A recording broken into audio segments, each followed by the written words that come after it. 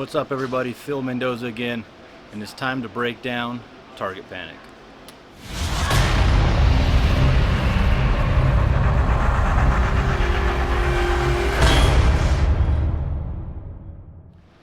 So wanted to do this video for a little while here. This topic, this subject is very near and dear to me because I've been there. Wrote a short book about buck fever, target panic, more of a bird's eye view, if you will. Talks about some stories, some situations, not necessarily a prescription, if you will, for overcoming it, but some interesting information in there nonetheless. But I want to go ahead and get into this topic because it is something that most archers deal with, have dealt with, or a friend's dealt with it. So there's a ton of information out there that I'm not going to say is bad. I'm going to say it's my opinion slightly different, and I'm going to go ahead and break down behind me why.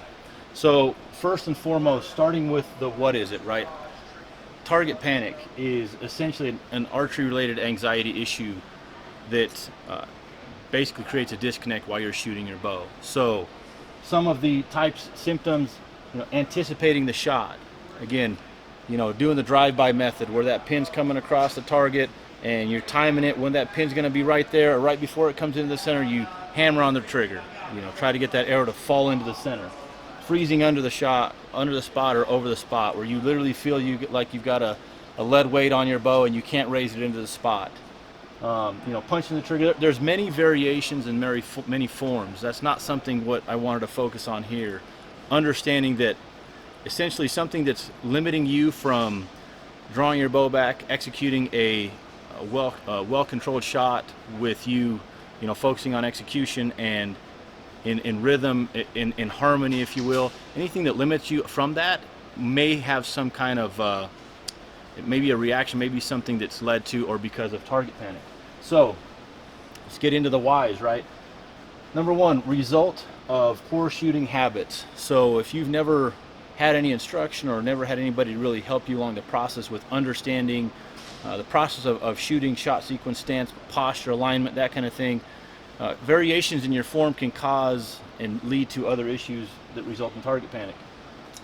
I really feel this is something that I talk about in some of our workshops. There's a visual disconnect. So when you look at something and I've got a release in my hand here and you're at full draw on a target, you cannot see what's going on right here, right? You're doing all of your execution, the hand portion of whether it's an index finger release, a T-handle, whatever it is, it's all based on feel. And your mind is focused on aiming through your sight down range of the target. So again, this is something that there's a disconnect there from the visual aspect of your sensories that can be problematic at times. Too light of a release tension, too light release tension. If you have a hair trigger on your release to where you draw your bow back and you can't rest your finger on it because it's going to send the arrow off, too light. Okay, that's set too light. When you're shooting a bow, you're under tension, pulling your bow back, holding it back on the back wall. You're also holding the mass weight of the bow up, so you're using muscle movements and your skeletal structure for stability. And then you go out and want to do a fine motor skill that is, if you have an index finger release of putting your finger on and shooting it or squeezing a shot off or even shooting a hinge or tension. The reason the hinge and the tensions are better is because they're not super dependent on a fine motor skill. And there again, you can set a release tension too light, going back to the number there, on a hinge or a tension or an index finger. If it's too light where you're afraid of it, to where again you start to get into that anticipation, and then as soon as you know you got to touch the trigger, it's going to go, that's problematic.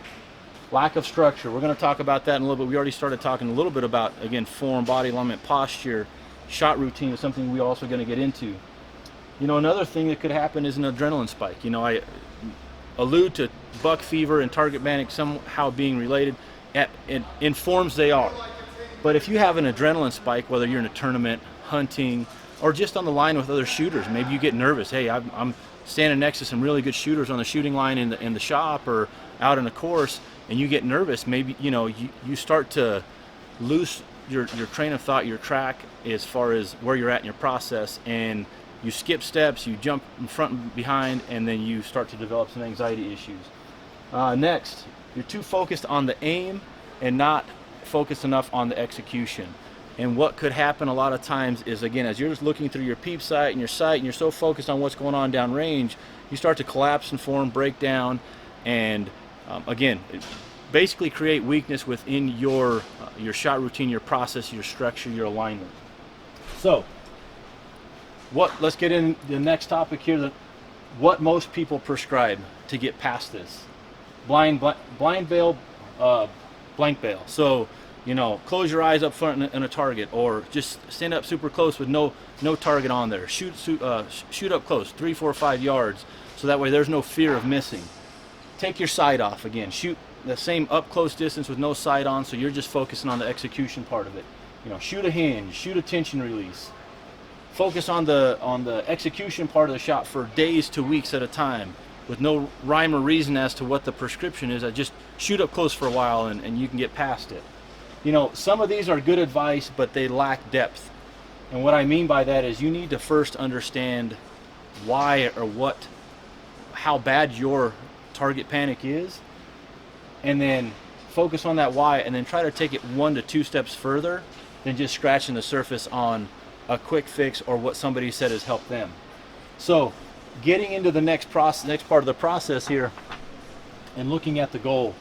Our end goal should be to introduce or reintroduce new good habits while following structure, like a good shot routine.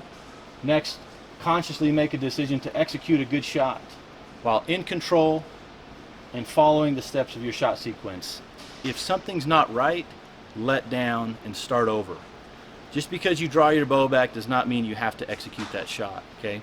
And sometimes windy days or high pressure situations, or just fatigue within your alignment that starts to create too much pin movement, and people think that they have to get that shot off. You don't have to. Very few events are timed events, and if you're in that world, then those different rules apply to you. But for most shooters, if the shot's not perfect, let down, start over. So I'm going to get rid of this board here and we're going to move on to the next one. So continuing on with the process here, I've got some don't do's on the list here. And first is, don't take shortcuts. Anytime you're working through this type of the target panic and the symptoms, the issues, and the fix, there is no shortcuts. This is going to take time. It's going to be a process that you just expect that there's going to be a little bit of suck involved, because it's not as fun to be able to shoot targets with your buddies or get out on the range regularly like you used to. You need to fix yourself so that way down the line you can enjoy shooting again. Don't try and trick yourself. Don't try to trick your brain. Eventually, if it's you're trying to trick yourself, your brain's pretty smart. It's going to figure stuff out, and then you're going to get screwed on it. Okay, so take the steps to properly, again, reintroduce good habits and reinforce and train those good habits, as opposed to trying to do something gimmicky that diverts your thought process for just a second to get around it, and then hopefully you can keep shooting. Take the time to do it right. Another don't do is, don't expect your pin to sit perfectly still on the target. Although some shooters have, through time of shooting their bow, through the process of a well-tuned bow, a balanced bow, good shot execution and alignment and form, may appear to have very little to no pin movement, everybody has pin movement, okay? So don't expect that your pin needs to sit perfectly steady. Next, don't expect that the fix that helped your buddy is going to be the same fix that helps you. There's hundreds and thousands of different recipes and different combinations of formulas here that may be what it takes to help you get past your target panic. So don't think that what worked for one person should work for everybody. I use a little bit of a diagram when I do a lot of my workshops, sending water over a bridge from one side to the other. And as we get into the next topic in the form of structure, in the topic of structure, I always try to, again, draw pictures, do something different to help people understand why the process is so important, in sequential order. Make sure you finish one step completely before you move on to the next.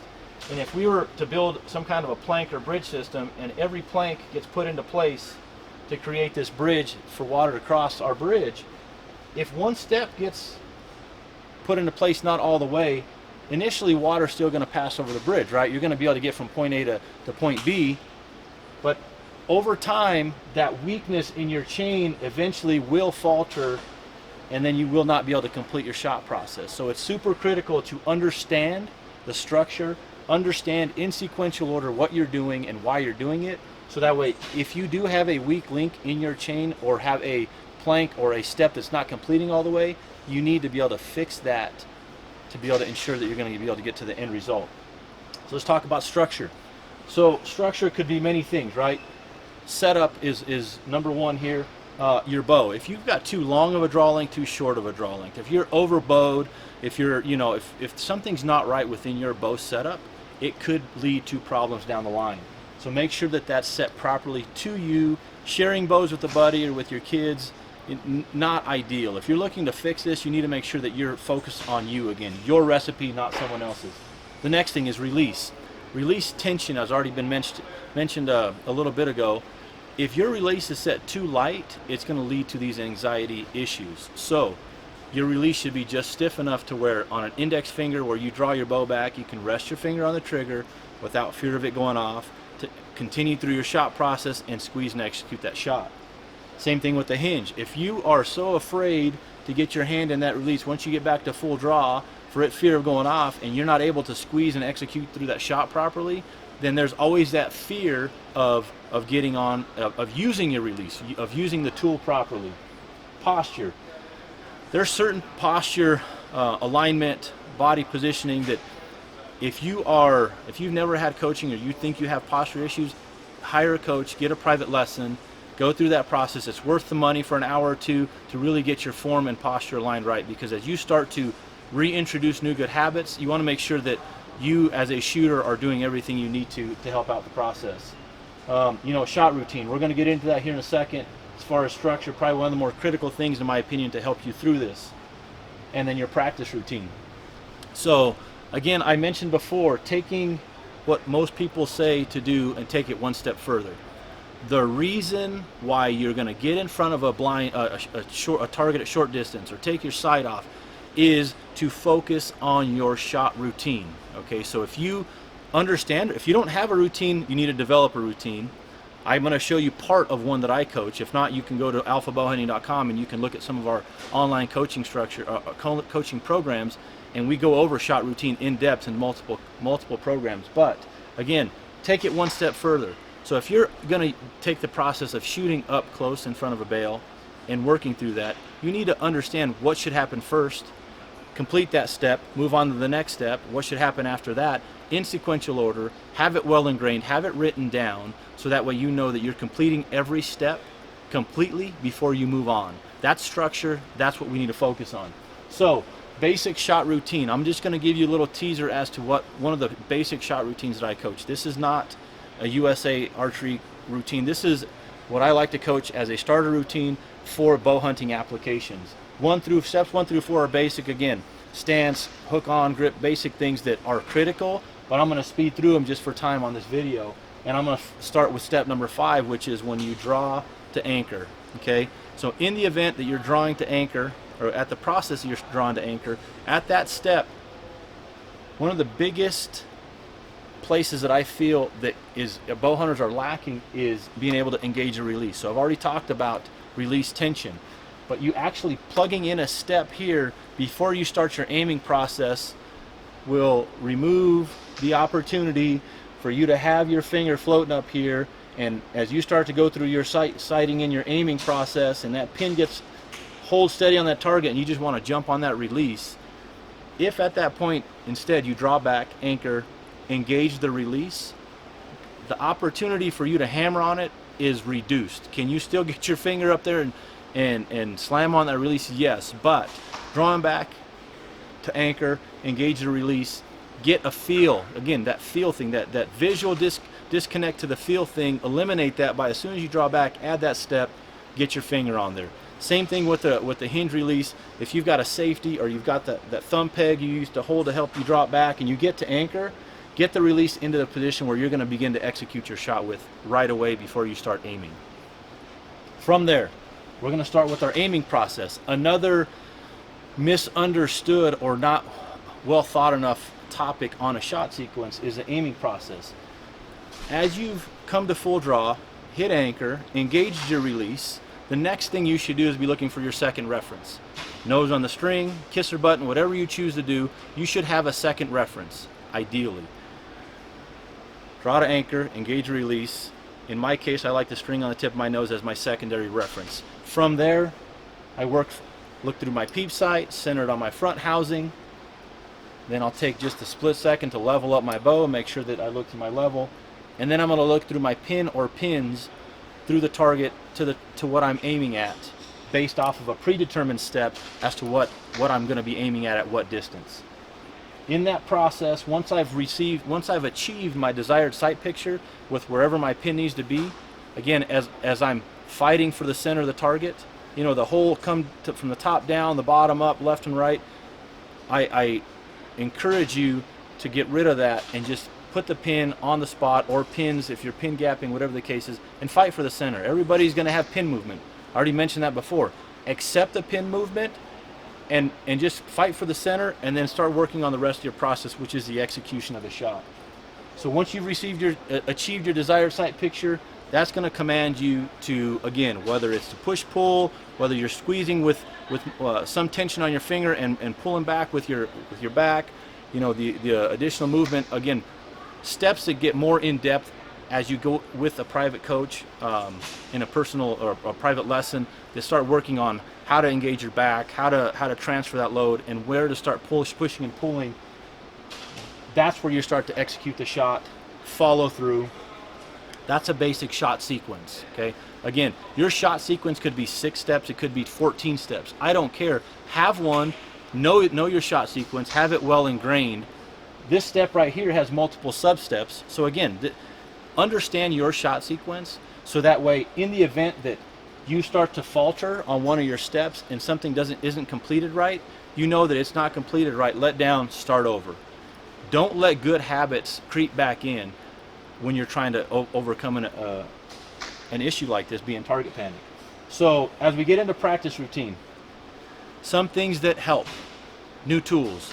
I already mentioned a hinge, mentioned a resistance release.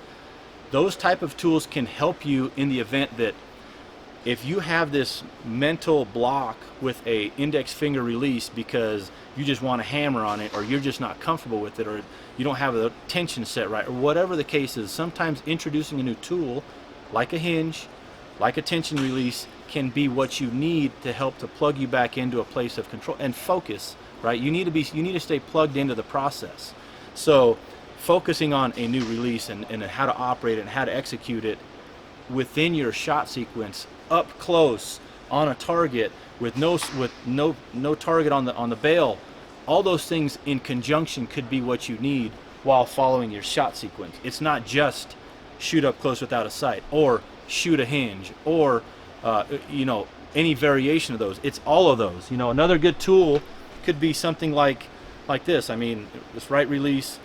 If you're trying to introduce a new tool, the ability to hook on your release and try this release here with your hand movement as opposed to here where you can't see it first can be huge, right? Understand it, see what needs to be done, make fine-tune adjustments before you start doing your using the release at full draw and then transferring it into you shooting your bow. Learn your release first. A new tool can help. Next thing, again, the blank or blind bailing up close is critical. You want to be able to get there to where you're not focused on where your arrow's impacting. You're focused on the execution and the process. You know, next thing is slowly progress back in that event that you start to re-ingrain new good habits, and you start to you know, understand your new tool, be it a new release or whatever it is. Let that process slowly grow as you start to work back. This is something that I know some shooters have been able to get over target panic within 2-3 weeks, a month. I know some shooters have had it for years. So there is no generic prescription that works for everybody. I hope this process of trying to break it down and explain some things to you, why and where and what happens and why the process is, helps you understand what target panic is. Hopefully helps you get past it. Like I said, we also have online courses, we have in-house workshops in Old Limbs Archery where we can get more in-depth with the process and the hands-on. Because as nice as my drawings and my dry erase board writing is, it's sometimes having someone there behind you talking you through the shot process, so that way it's one less step you have to do initially, making sure your form is good, making sure that your posture is aligned, making sure that everything you're doing within the process is correct to ingrain those new good habits for you to get past that anxiety-induced issue might be what you actually need. So thanks for taking the time to watch this video. As always, leave a comment below, send me an email, phil@nolimitsarchery.com. Happy to answer them. Sometimes it takes a little bit for me to get back to them. But again, this is something that I've dealt with myself on multiple occasions. And I'll tell you, the first time I got past it was because I introduced a hinge essentially, and I kind of went around it, but then it came roaring back a couple years later. And until I really took a couple steps back, understood my shot process, understood what it took to introduce structure and control and ease my way through it, I really haven't been able to say that I've not had issues with it lately. That's what it took, is what I guess what I'm saying is it took a long time in the process of many of these things and the combination of many of these things, because like I said, there's no generic prescription, and it may take all of these things, but sometimes a little bit extra help with a coach could be just what it takes. So thanks for watching. Subscribe if you like these videos, and we'll check y'all soon.